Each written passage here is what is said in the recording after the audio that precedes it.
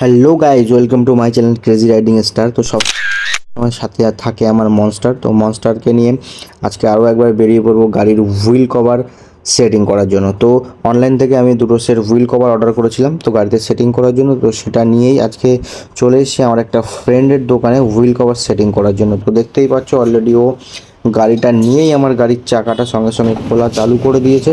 আর গাড়ির চাকাটা খোলার পরে গাড়িটা কেমন যেন আমার ল্যাংটা ল্যাংটা। তো ভাই তারপরে আবার দেখো গাড়িটাও সেটিং করে দেখছে কেমন কেমন লাগছে। চাকাটা যেন খুব সুন্দর সুন্দর লাগছে। সুন্দর করে চাকাটা ভালো করে টাইট দে ভাই।